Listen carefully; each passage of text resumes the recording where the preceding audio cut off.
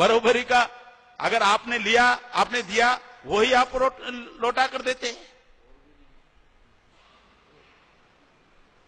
तो जिन लोगों ने हम लोगों के ऊपर राज किया, भारत आजाद होने के बाद भी उन्हीं का राज है, याद रखना। चेंज नहीं हुआ, चेंज नहीं हुआ है। इसके सबूत आपको बताए जाते हैं तो ये सारी समस्या समझ में आ जाएगी।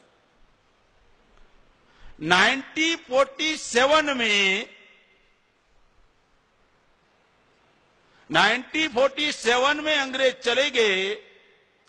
भारत का पहला इलेक्शन 1952 में हुआ। 2 सितंबर 1946 को भारत का प्रधानमंत्री जवाहरलाल नेहरू बन गया without election. Without election Bharat का प्रधानमंत्री जवाहरलाल नेहरू बन गया। 1947 में ही भारत के सभी राज्यों के मुख्यमंत्री ब्राह्मण बन गए।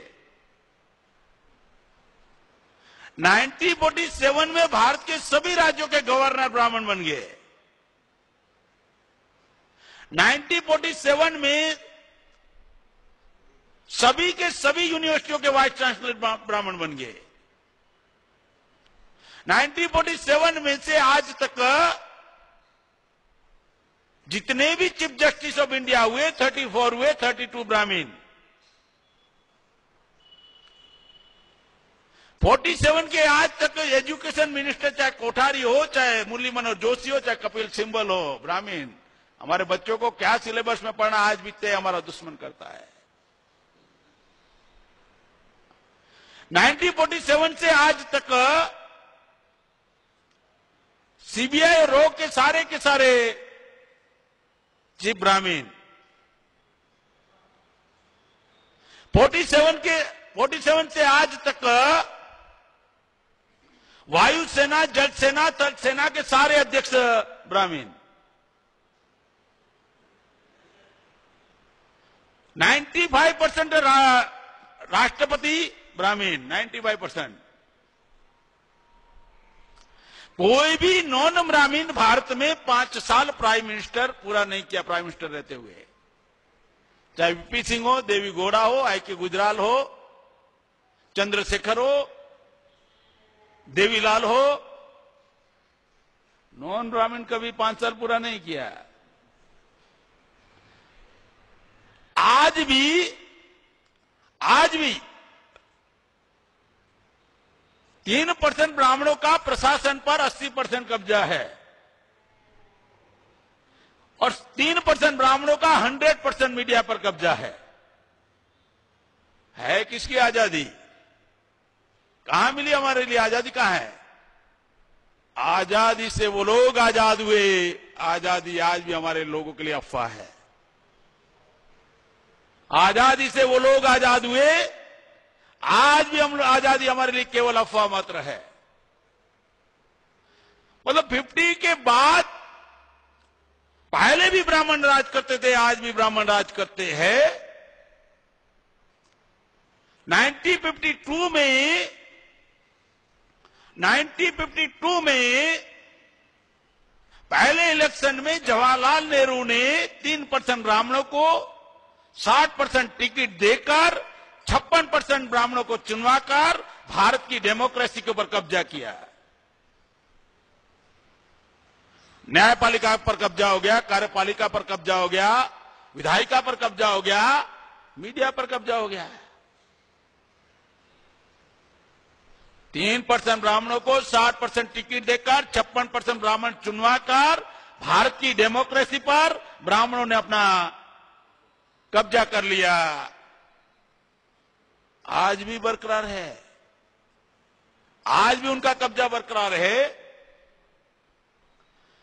अब ये जो समस्याएं निर्माण हुई, कार्यपालिका, लोकतंत्र के 4 पिलर है, कार्यपालिका, न्यायपालिका, कार्यपालिका, विधायिका और प्रचार माध्यम। डेमोक्रेसी के 4 पिलर है। ये 4 पिलर ब्राह्मणी व्यवस्था को मजबूत करने का काम करते हैं, ब्राह्मणी व्यवस्था को खत्म करने का काम नहीं करते। जबकि भारत के संविधान में पहले पन्ने पर लिखा हुआ है, पहले पन्ने पर, हम भारत के लोग समता, स्वतंत्रता, बंधुता, न्याय पर आधारित समाज और राष्ट्र का निर्माण करेंगे। हुआ? हम भारत के लोग समता, स्वतंत्रता, बंधुता और न्याय पर आधारित समाज और राष्ट्र का निर्माण करेंगे। क्या हुआ? भारत में 2 संविधान चल रहा है, याद रखना। कागज के पन्नों में इक्वालिटी बिफोर लॉ है और बिहेवियर में, व्यवहार में असमानता चल रही है। 2 संविधान एक साथ काम कर रहे हैं। अब न्यायपालिका कैसे काम कर रही है? आपको एग्जांपल देता हूं। न्यायपालिका संविधान के विरोध में जाकर काम कर रही है। संविधान का पहला अमेंडमेंट था reservation is a fundamental right. पहला अमेंडमेंट संविधान में हुआ, reservation is a fundamental right. और न्यायपालिका अब 99 में कहती है reservation is a not a fundamental right.